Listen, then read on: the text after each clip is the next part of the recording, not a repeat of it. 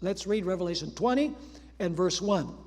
Then I saw an angel coming down from heaven, having the key to the bottomless pit and a great chain in his hand. Now we have to link Revelation 20 verse 1 with Genesis chapter 1 and verse 2. Because Genesis chapter 1 and verse 2 in the Septuagint, in the Greek translation of the Old Testament, uses the very word abusos that is used in Revelation chapter 20 and verse 1. So it helps us understand what the word that is translated here, bottomless pit, really means. And by the way, bottomless pit is really not a good translation of the word abusos. It really is described in Genesis chapter 1 verse 2 in the Greek translation of the Old Testament, the very same word. In Hebrew, it's the word tehom.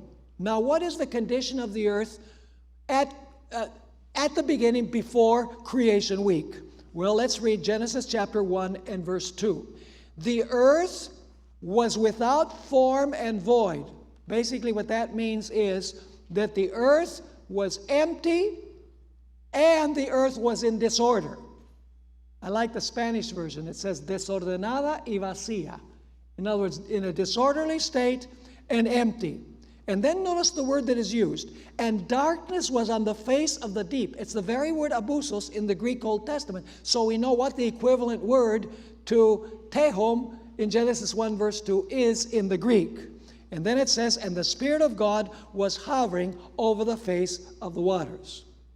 The translation bottomless pit in Revelation 20 verse 1 is unfortunate. There is nothing literally bottomless about the pit. The Greek word, as I mentioned before, is abusos, from where we get the English word abyss. And as mentioned before, the Greek translation of the Old Testament word deep, tehom, is the same as the one in Revelation chapter 20 and verse 10. So it describes the earth in a disorderly and in an empty state, the way it was before God began his work at creation week. This word in Genesis describes a planet in a disorderly and empty state before creation week. In Revelation, just before the binding of Satan, the plagues of Revelation 16 will reverse creation and return the earth in a great degree to pre-creation chaos. See, what happens with the plagues is the plagues decreate the world. Notice the list of things that we have here. The planet returns to what? To darkness. The surface of the earth is what? Broken up, disorderly.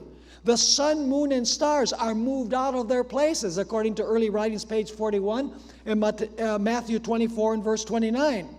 The intense heat has scorched all of the vegetation. That's the third day. The water of the seas has been turned into blood. All the fish die. All of the birds are gone. And all human beings are dead. Is this decreation? It definitely is decreation. The earth returns to the condition it was in before creation week. The earth is empty, disorderly, lifeless, and dark.